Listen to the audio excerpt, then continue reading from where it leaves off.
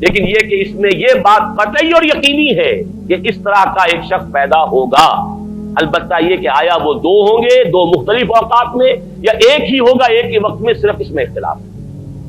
میرے نزدیک وہ دو ہوں گے. ایک وہ شخص جو جھوٹا مسیح ہونے کا دعویٰ کرے گا، المسیح الدجال.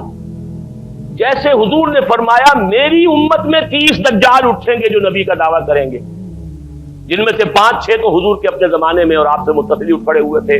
بعد میں محمد علی باب ہو، بہاء اللہ ہو، قادیانی اور کہاں کون اٹھے ہوں گے واللہ عالم. کسی طریقے سے ایک شخص مسیح ہونے کا دعویٰ کر کے کھڑا ہوگا، یہودی ہوگا. یہ ہے اصل میں وہ شے. اور اس میں جو ان دونوں شخصیتوں کے مابین اگر کوئی ذرا سا اگر ابہام رہا ہے تو میں ایک حدیث بھی نوٹ کر کے لایا تھا، حضرت عبادہ ابن صامت رضی اللہ تعالی عنہ سے ہے، ان رسول اللہ ہے، انی حدثتکم عن الدجال حتی خشیت اللہ تعقلوا. میں نے تمہیں دجال کے بارے میں بہت سی باتیں بتائی ہیں تو مجھے یہ گمان ہوا کہ شاید تم اسے سمجھ نہ پاؤ. یہ اندیشہ خود حضور صلی اللہ علیہ وسلم کو ہوا ہے اور یہ سنن ابی داؤد کی روایت ہے. بہرحال میں جو کچھ عرض کر رہا ہوں کہ میں اس رائے تک پہنچاؤں کہ یہ دو علیحدہ شخصیتیں ہیں. ایک تو یہ ہے کہ ایک مسیح الدجال کھڑا ہوگا یہ ایک دعویٰ کر کے کہ میں مسیح ہوں، چونکہ اس کا زمانہ بالکل قریب آ چکا اس لیے میں آپ کو اس کے بارے میں خبردار کر رہا ہوں. دوسرا جو مسیح جس کی شخصیت مسیح دجال کی آتی ہے، دجال اکبر، میں صرف اشارہ کروں گا، پھر کبھی انشاءاللہ اس موضوع پر تفصیل سے گفتگو ہوگی. وہ میرے نزدیک بالکل قریب قیامت کی ایک علامت ہے. جو خدائی کا دعویٰ کرے گا وہ جھوٹا خدا ہوگا، یہ جھوٹا مسیح ہوگا.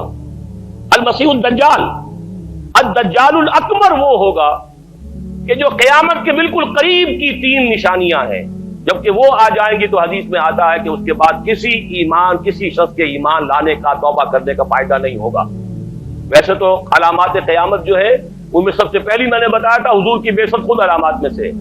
اس کے بعد 10 علامتیں حضور نے گنوائی ہیں اور وہ تدریجاً پوری ہوتی چلی جائیں گی.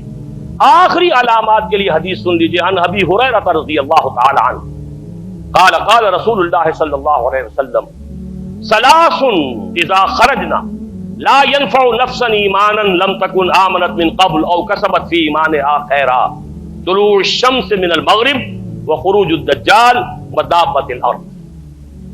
3 نشانیاں وہ ہیں کہ جب وہ ظاہر ہو جائیں گی تو پھر کسی کا ایمان لانا مفید نہیں ہوگا جو پہلے ایمان نہیں لایا تھا یا جس نے اس سے قبل اپنے ایمان میں کچھ اعمال صالحہ کی کمائی نہیں کی تھی. یعنی گویا کہ توبہ کا دروازہ بند ہو جائے گا. جیسے جب موت کے آثار شروع ہو جاتے ہیں تو توبہ کا دروازہ انسان کے لیے بند. اب جب موت کے آثار شروع ہو گئے اب توبہ کرنا فائدہ نہیں. اس سے پہلے توبہ کا دروازہ کھلا ہوا. معلوم یغرغر، جبکہ وہ موت کے آثار شروع ہو جاتے ہیں، گھنگرو بولنا شروع ہو جاتا ہے، معلوم ہوتا ہے کہ اب جا رہا ہے، اب توبہ بیکار. اسی طریقے سے پوری نوع انسانی کے لیے توبہ کا دروازہ بند ہوگا ایک وقت میں آ کر کہ اب کسی کے لیے توبہ نہیں، ایمان نہیں. اور اس کے لیے 3 علامتیں بیان ہوئی ہیں. یہ بھی مسلم شریف کی روایت ہے. آپ نے فرمایا 3 چیزیں وہ ہیں کہ جب وہ ظاہر ہو گئیں تو پھر کسی کا ایمان لانا جو اس سے پہلے ایمان نہیں لایا تھا اور اپنے ایمان میں اس نے کچھ اعمال صالحہ کی کمائی نہیں کی تھی، اب قتل مفید نہیں ہوگا اس کے لیے ایمان لانا. وہ 3 نشانیاں ہیں. طلوع الشمس من المغرب، سورج مغرب سے طلوع ہوگا. نظام شمسی میں کوئی اختلال ایسا ہوگا کہ جس سے سورج بجائے مغرب سے نکلے گا. وہ خروج الدجال ودابۃ الارض، ایک زمین سے کوئی چوپایا برآمد ہوگا. بعض احادیث میں آتا ہے کہ مروہ کے قریب سے وہ برآمد ہوگا جو گفتگو کرے گا انسانوں سے.